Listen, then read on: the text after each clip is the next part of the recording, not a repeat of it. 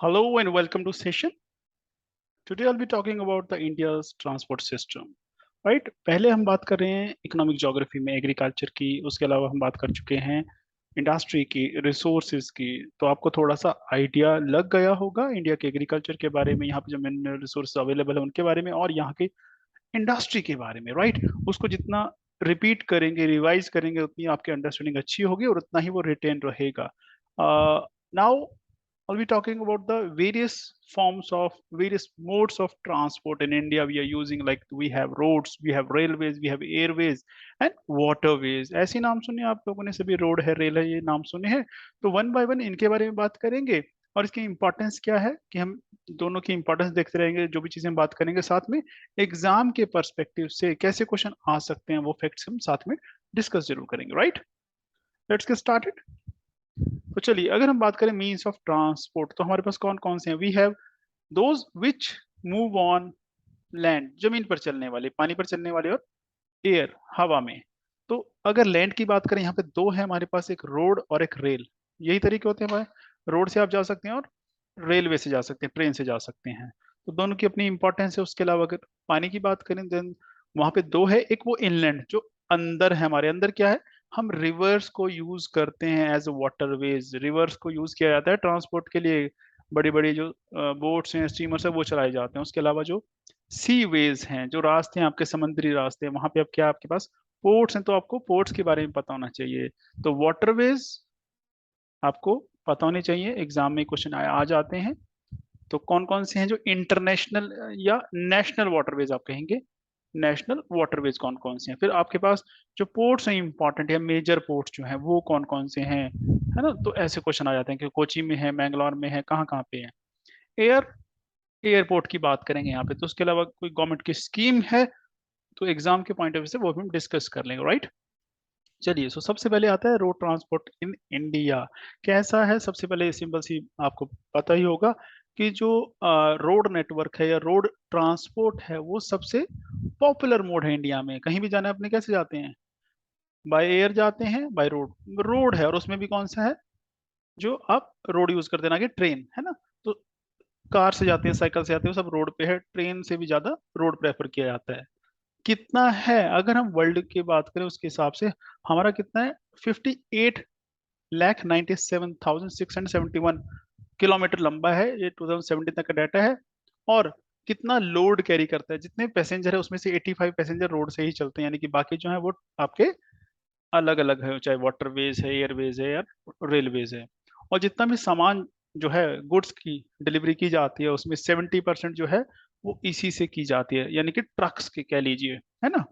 और एक खास बात यह है कि जो अगर आपने थोड़ा सा डिस्टेंस ट्रेवल करना है, थोड़ी दूर जाना है, तो उसके लिए सबसे अगर अच्छा जरिया है वो रोड ही है। जैसे आप कहिए आपको 10 किलोमीटर जाना है चंडीगढ़ से जीरकपुर, चंडीगढ़ से डेराबस्सी की तरफ जाना, 20-25 किलोमीटर दूर जाना है, तो कैसे जाएंगे?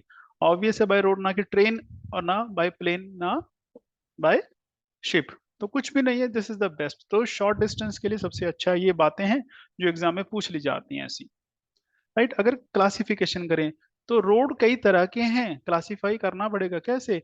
एक वो होते हैं जो आप सुनते हैं नेशनल हाईवेज हैं। नेशनल हाईवेज वो जिनको गवर्नमेंट ऑफ इंडिया मेंटेन करती है, मिनिस्ट्री ऑफ रोड जो है वो देखती है। उसकी लेंथ कितनी है इंडिया में? करीब 1.5 लाख किलोमीटर है उनकी लेंथ है। और जितने टोटल रोड हैं उसका सिर्फ 2.19% ही है वो। यानी कि अगर 100% टोटल रोड है इंडिया में, तो नेशनल हाईवे कितने हैं उसमें से? सिर्फ 2.19%, यानी कि 2.25% कह लीजिए। दूसरे आते हैं स्टेट गवर्नमेंट के, स्टेट हाईवे, जिसको जो स्टेट गवर्नमेंट का पीडब्ल्यूडी डिपार्टमेंट है, पीडब्ल्यूडी पब्लिक वर्क्स डिपार्टमेंट, ये संभालता है, उनको यही बनवाता है। और ऐसे जो है पूरे रोड का 3% है। उसके अलावा आप देखते हैं एक रोड और होते हैं डिस्ट्रिक्ट रोड। अब डिस्ट्रिक्ट रोड कौन से होते हैं?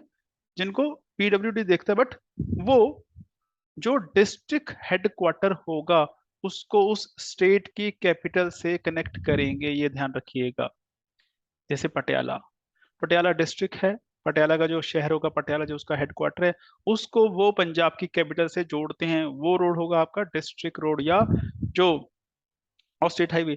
और जो डिस्ट्रिक्ट रोड में और क्या होगा कि जितने भी हेडक्वार्टर उनको आपस में वो जोड़ेंगे, एक हेडक्वार्टर को दूसरे हेडक्वार्टर से, ऐसे कह लीजिए कि नाबा हो गया, है ना।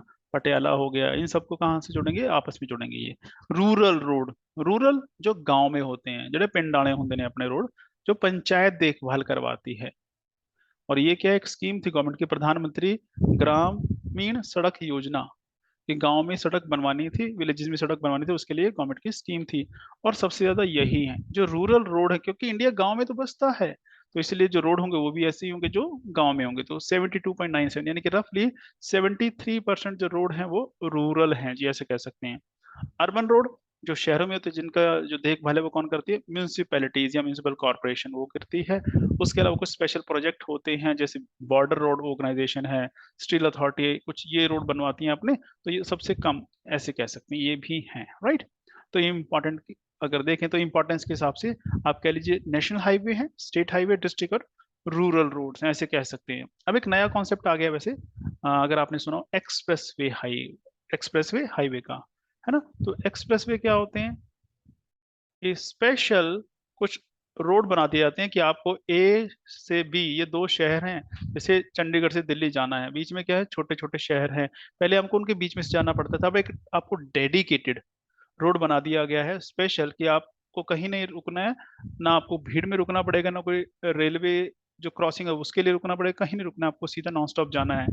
ऐसे एक्सप्रेसवे बहुत सारे बनने शुरू हो चुके हैं, आपने सुना होगा यमुना एक्सप्रेसवे है ना, ईस्टर्न पेरिफेरल है, मानेसर है। ये जो चीजें अखबार में रहती हैं उनको पढ़ा कीजिए, समझा कीजिए, क्योंकि ऐसे क्वेश्चन आ जाते हैं, फिर हम कहते हैं क्वेश्चन कहाँ से है, क्योंकि चीजें किताबों में नहीं मिलती हैं जनरली। तो उसी में कुछ प्रोजेक्ट है हमारे, जैसे गोल्डन क्वाड्रिलेटर। अब ये क्वेश्चन बन जाता है कि गोल्डन क्वाड्रिलेटर क्या है। ये एक प्रोजेक्ट है जिसमें क्वाड्रिलेटर में आपने एक रेक्टेंगल बनाना है, ये ऐसे किस चीज का, ये सड़कों का एक जाल है, चार जगह का, कि यहाँ पे दिल्ली है, यहीं पे आ जाइए, यहीं पे दिल्ली में मैप पे बता देता हूँ आपको। So this is Delhi, this is Mumbai, and here it is Chennai, और इधर ईस्ट में कोलकाता। इन चारों शहरों को जोड़ने के लिए जो सड़क बनाई गई, तो वो क्या हो गया, वो बन गया पार्ट ऑफ दिस। ये बन रहा है, आपको यहाँ पे दिख रहा है, राइट।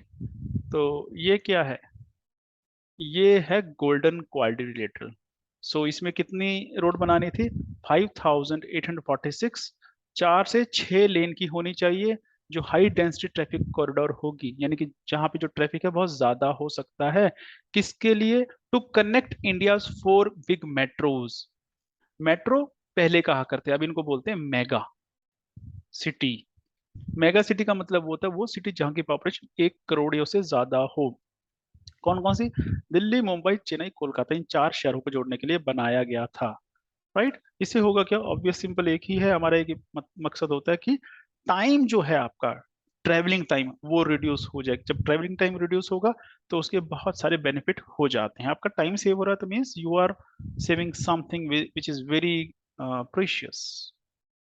इसी में एक प्रोजेक्ट था कि ये तो आपने 4 शहरों को जोड़ दिया, अब इंडिया को नॉर्थ, इंडिया का जो नॉर्थ है उसको साउथ से, और जो ईस्ट है उसको वेस्ट से जोड़ना है, तो उसका कॉरिडोर, यानी कि श्रीनगर से लेके आप ये कन्याकुमारी तक चले जाइए, तो ये रोड है, राइट, ये दिख रहा है आपको यहाँ पे। तो ये है आपका north south corridor, right, north south corridor. दूसरा क्या है, ईस्ट वेस्ट, यानी कि ईस्ट ये पोरबंदर से चले जाइए, और कहाँ तक जा रहे हैं आप, ईस्ट इंडिया के, ईस्ट कहाँ पे है, ये इसके ग्रीन के साथ साथ जा रहे हैं, और यहाँ आ गया सिलचर।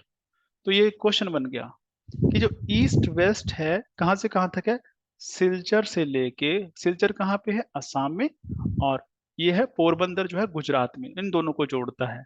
जो नॉर्थ साउथ है वो श्रीनगर से लेके कन्याकुमारी है।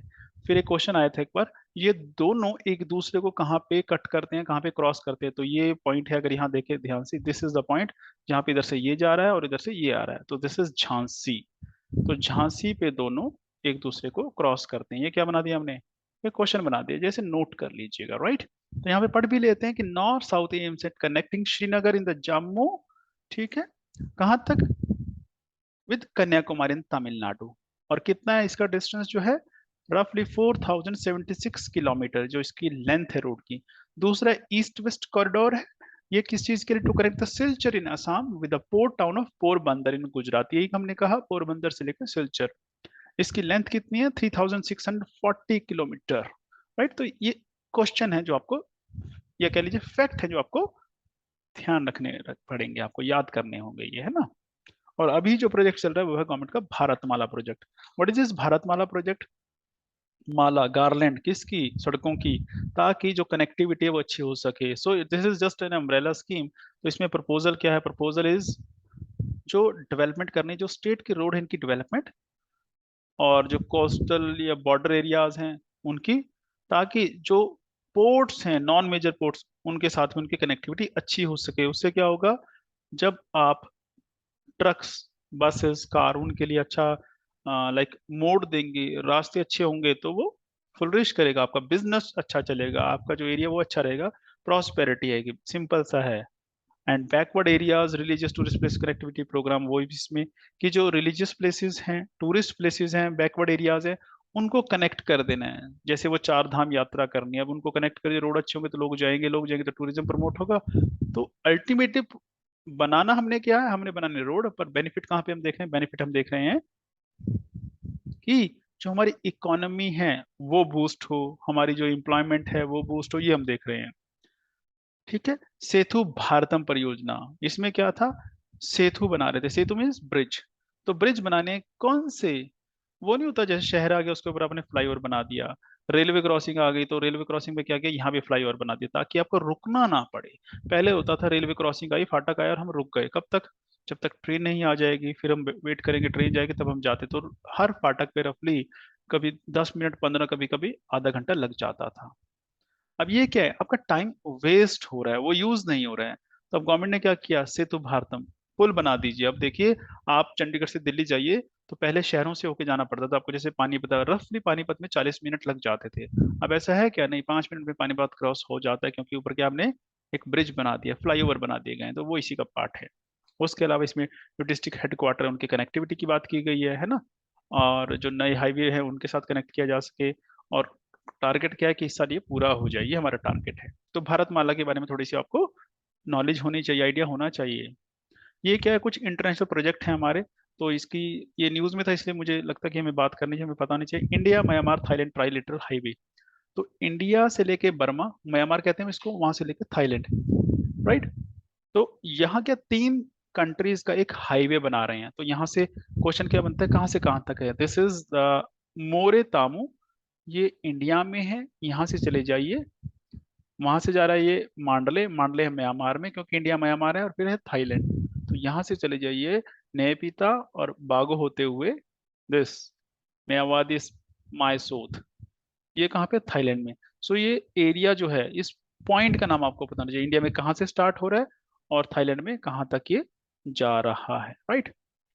यहाँ से क्वेश्चन बन जाता है, या किस किस कंट्री को क्रॉस कर रहा है। होगा क्या इसको बनाने से? सिंपल है, सड़क बन जाएगी तो हमारा जो सामान है वो वहां से आ सकता है, जा सकता है। मतलब जो हमारा ट्रेड है उसको बूस्ट मिलेगा। So we are expecting boost in the trade and commerce with the ASEAN countries. ASEAN क्या है? This is south east Asian nation, see south east Asia, हमारे साउथ ईस्ट में है ये, इन्हीं को कहा जाता है, राइट। दूसरा जो है वो है रेलवेज आपका। अब रेलवे आपने सभी ने सुना हुआ होगा, इसके बारे में बचपन से देखते हैं हम, रेलवे यूज भी करते हैं रेलवे को।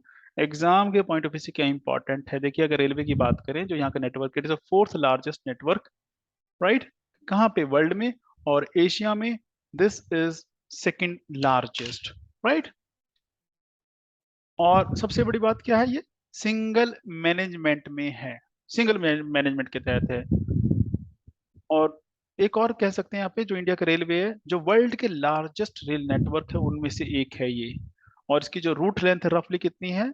1.25 लाख किलोमीटर, 1,23,236 किलोमीटर है। और कितनी रफली, इतनी ट्रेन हैं आपकी, 13,452 ट्रेन है। और जो फ्रेट ट्रेन, जो मालगाड़ी, रफली आपके पास 9,141 हैं। यहाँ जो आपको ये कलरफुल लाइनें नजर आ रही हैं, कुछ नहीं, ट्रैक्स हैं ये रेलवे के, जिनको हम किसके हिसाब से देखते हैं? उनकी चौड़ाई के हिसाब से, मीन्स उसकी गेज के हिसाब से देखा जाता है कि वो नैरो गेज है, ब्रॉड गेज है। आपने गेज का टर्म सुना होगा, नहीं सुना होगा तो मैं डिस्कस कर लूंगा, तो वही डिस्कस कर लेते हैं। गेज सिस्टम कि जो इंडिया है, जो रेलवे है, वो जो ऑपरेट करता है वो तीन गेज पे ऑपरेट करता है, यानी कि तीन तरह के जो आपके ट्रैक हो जाते हैं। एक तो आपका ट्रैक है, इज लाइक ब्रॉड गेज। तो ब्रॉड गेज का मतलब क्या है? जो ट्रैक है उसकी जो विड्थ है वो आपकी 1.67 मीटर है, तो कह लीजिए 1.25 मीटर रफली कह सकते हैं। ऐसे क्वेश्चन आ सकते हैं। जो मीटर गेज है वो तो नाम से पता है, वो 1 मीटर का होता है। जो नैरो गेज है वो रफली 0.25 मीटर का होता है, यानी 0.7 या 0.610 मीटर ऐसा होता है। और सबसे ज्यादा जो है वो कौन सा है? तो यहाँ देख लीजिए, ब्रॉड गेज अकाउंट नियरली 74%। तो 74% क्या है? Broad gauge. उसके बाद मीटर गेज है 21%। और अभी भी कई जगह पे नैरो गेज अभी चलता है, जैसे पहाड़ी इलाके हैं वहां पे ब्रॉड गेज कम होगा, वहां नैरो गेज ज्यादा मिलेगा। देन वो कौन कौन से फैक्टर्स हैं जो आपके रेलवे को अफेक्ट कर रहे हैं? सबसे बड़ा है आपका ज्योग्राफी। यहाँ की ज्योग्राफी कैसे अफेक्ट करती है? अब ज्योग्राफी के बारे में हम फिजिकल पढ़ चुके हैं। तो अगर मान लीजिए एक एरिया वो प्लेन है और एक एरिया पहाड़ियां हैं, है ना? तो ऑब्वियस है, अब आप बताइए कहाँ पे आपके लिए रेलवे ट्रैक बिछाना आसान रहेगा? ऑब्वियस जो प्लेन एरिया, यहाँ पे आराम से आप रेलवे ट्रैक बिछा सकते हैं, रादर देन इस पहाड़ी इलाके में। पहाड़ी इलाके में तो नेक्स्ट टू इम्पॉसिबल है, बहुत मुश्किल हो जाता है। बनाए जाते हैं बट हमने बहुत कम बनाए हैं। तो ज्योग्राफी डिसाइड करती है रेलवे ट्रैक कितने होंगे। दूसरा, इकोनॉमिक फैक्टर। देखिए, अगर एरिया में आपको कोई फैक्ट्री नहीं है, लोग नहीं रहते हैं, तो आप क्या करेंगे बना के? या लोग रहते हैं, पावर्टी है पर फैक्ट्री नहीं है, कोई जरूरत ही नहीं, डिमांड ही नहीं है, किसी को कहीं जाना ही नहीं है। तो यानी कि जो इकोनॉमिकली एडवांस्ड है वहां पे ये ज्यादा डेवलप होगा। उसके अलावा पॉलिटिकल, पॉलिटिक्स भी काम करेगी और एडमिनिस्ट्रेशन भी काम करेगा। ये दोनों फैक्टर हैं, प्रशासनिक और राजनीतिक कारण ये हो सकते हैं। और अभी जो एजेंडा है वो ये उठा हुआ है कि प्राइवेटाइजेशन, रेलवे को प्राइवेटाइज कर दिया जाए। किसके कहने पे ऐसा किया जा रहा है?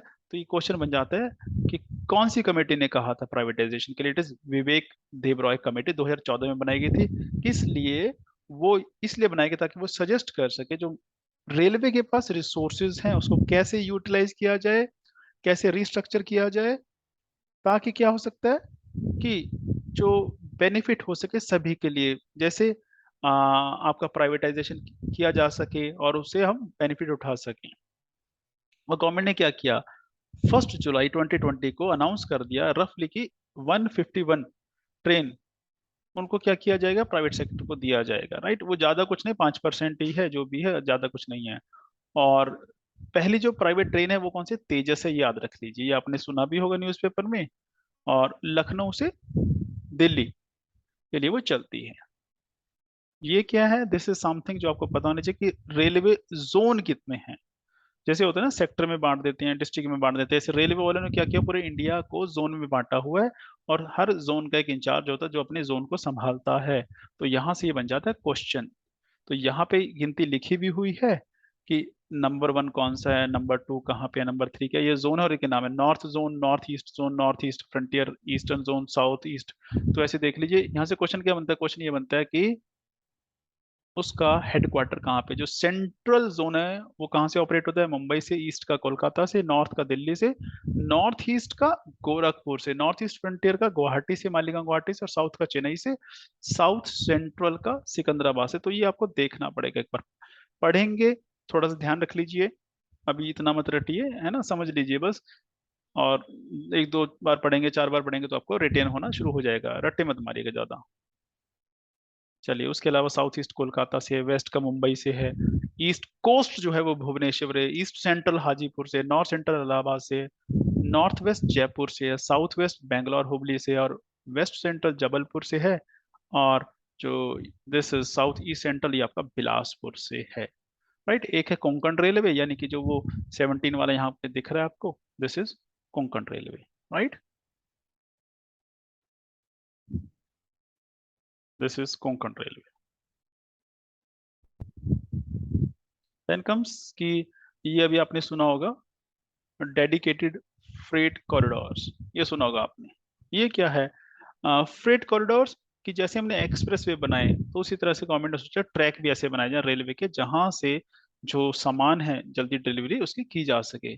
तो जो मिनिस्ट्री ऑफ रेलवे उसके तहत है कि जो डेडिकेटेड फ्रेट कॉरिडोर्स हैं वो बनाए जा रहे हैं। अब यहाँ पे क्या, 6 जो है फ्रेट कॉरिडोर्स हैं जो पूरे कंट्री को कवर करेंगे। जैसे यहाँ पे आपको नजर आ रहा है ये सारा, अमृतसर से जा रहा है कहाँ तक? कोलकाता जा रहा है।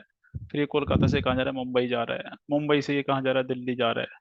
दिल्ली से कहाँ जा रहा है? ये होते हुए आपका विजयवाड़ा जा रहा है, राइट? ऐसे दिख रहा होगा आपको ये सारी लाइनें, विजयवाड़ा जा रहा है।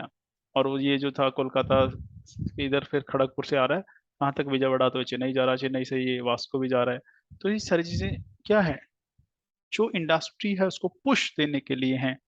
यहाँ पे हमने नाम लिखे हैं western dedicated freight corridor, DFC. ये किसको कनेक्ट करता है, हरियाणा महाराष्ट्र, ईस्ट का जो है ये पंजाब और वेस्ट बंगाल को कनेक्ट कर रहा है। उसके अलावा चारों नॉर्थ साउथ का दिल्ली से तमिलनाडु है, ईस्ट वेस्ट का बंगाल से महाराष्ट्र है, ईस्ट साउथ का बंगाल से आंध्रा है, साउथ साउथ का तमिलनाडु से गोवा है। राइट, ये वास्को वाला जो था। फिर आता है एयर ट्रांसपोर्ट। एयर ट्रांसपोर्ट यानी कि हमें क्या पता होना चाहिए, एयरप्लेन्स के बारे में हम बात करने वाले हैं। जो इंडिया की पोजीशन है, अगर सिविल एविएशन मार्केट की बात करूं तो वर्ल्ड में 9th पोजीशन पे है। राइट,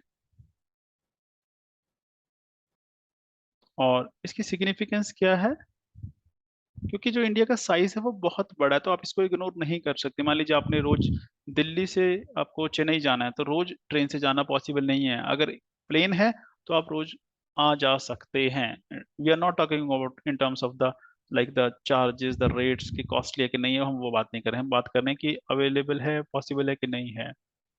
राइट, और दूसरा ये कि आप एयरक्राफ्ट है, अगर रोड भी नहीं भी है, तब भी चले जाएंगे। पानी में आइलैंड है, वहां उतर जाएंगे, नो इशू। तो ये इनका बेनिफिट है।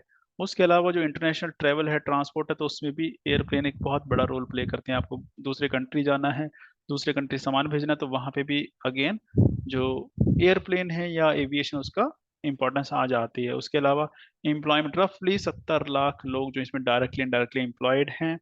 फिर ये कुछ चीजें भी प्रमोट कर, जैसे प्लेन की अगर सर्विस है तो टूरिस्ट भी कहीं अच्छी जगह पे आ सकते हैं। अगर प्लेन ही नहीं, आप जाना चाहते हैं वहां के लिए प्लेन नहीं है, तो आप कैसे जाओगे एज ए टूरिस्ट वहां पे। तो ये एक तरह से टूरिज्म भी प्रमोट करता है। राइट,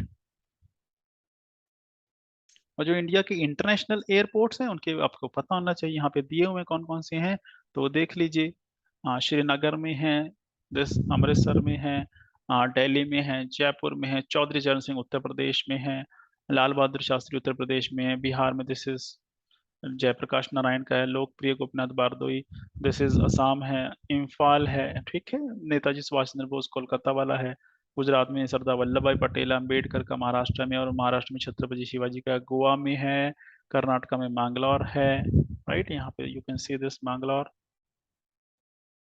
एंड जो केरला है वहाँ पे कैलिकट है, कोचीन है, त्रिवेंद्रम है। अब ये क्वेश्चन बन गया कि सबसे ज्यादा जो इंटरनेशनल एयरपोर्ट है कौन सी स्टेट में है, तो वो केरला हो गया। उसके अलावा Madurai, this is not larger one, और the international this is Coimbatore, sorry, है ना, और दिस तिरुचिरापल्ली एंड चेन्नई, तो तीन यहाँ पे भी आ जाते हैं। तो ये आपको पता होना चाहिए, ऐसे एग्जाम में क्वेश्चन आते हैं। प्रॉब्लम्स क्या फेस कर रहा है, प्रॉब्लम्स ये है कि जो रेट है, जो किराया है, वो दूसरे चीजों के मुकाबले महंगा है। तो हर कोई, आप चाहें तब भी नहीं जा सकते, क्योंकि रेलवे सस्ता है, रोड सस्ता है, ट्रेन की टिकट, प्लेन की टिकट बहुत महंगी है। तो ये एक चैलेंज है कि सभी लोग प्लेन नहीं यूज कर सकते, इसीलिए इतना तो हमारे यहाँ जो एयरप्लेन से एयर सर्विस है वो इतनी प्रमोट नहीं है। फिर यहाँ पे एक इशू है, जो लास्ट माइल कनेक्टिविटी है वो इसके साथ नहीं है। जैसे आपको कहीं जाना है तो वहां से आपको एक जगह के लिए प्लेन मिल जाएगा, उससे आगे उतरिए। जैसे यहाँ से आपको सपोज कीजिए किसी गांव में जाना है या किसी छोटे शहर में जाना है, तो दिल्ली तक आपको मिल जाएगा प्लेन। दिल्ली से फिर आपको कार या कुछ करके तब जाना पड़ेगा उस जगह पे। सीधी हर जगह के लिए फ्लाइट नहीं है हमारे पास अभी भी, कि आपको दिल्ली से जाना है कहाँ पे, आपको जाना जलंधर, भी जलंधर में हवाई अड्डा होना चाहिए। आपको जाना लुधियाना, लुधियाना में होना चाहिए। आपको जाना बठिंडे, बठिंडा में होना चाहिए। इतने हवाई अड्डे तो हमारे पास नहीं है, नहीं है इतने सारे एयरपोर्ट्स। राइट, दूसरा, ठीक है। और फिर तीसरी इशू क्या है, तीसरा यह है कि इसमें जो हैवी है, ज्यादा हैवी आप कार्गोस या सामान नहीं ले जा सकते। उसके लिए तो रेलवे, जैसे रेलवे में ले जाते कितना, 2000 MT जो है वीट एक ही बार में डाल लेते हैं ट्रेन में, और वो ले जाती है 2000 MT। भाई शिप में नहीं उसमें प्लेन में नहीं आने वाला। एक इशू है बैड वेदर का, जब आप तूफान आते हैं, आंधियां चलती हैं, बारिश आती है ज्यादा, या कह लीजिए फॉग हो जाती है, तो उससे भी हैम्पर होता है आपका जो एयर ट्रैफिक है सारा। धुंध है, वो ये मान ली फॉग हो रखी है, तो प्लेन हम नहीं उड़ाते हैं, रिस्क है। फिर एक्सीडेंट या तो होते नहीं होंगे तो वो बहुत ज्यादा फेटल होंगे, बचेगा नहीं, मुश्किल ही है कोई बचना। फिर एक इशू ये भी है कि आप हर जगह हवाई अड्डा नहीं बना सकते, क्योंकि ज्योग्राफी जो है वो डिसाइड करती है। Right.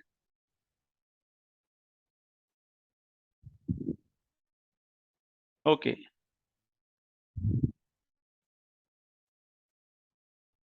Then comes the inland waterways. ठीक है, तो पहले हमने बात की रोड की, फिर बात की हमने रेलवे की, फिर हमने बात की एयरवेज की।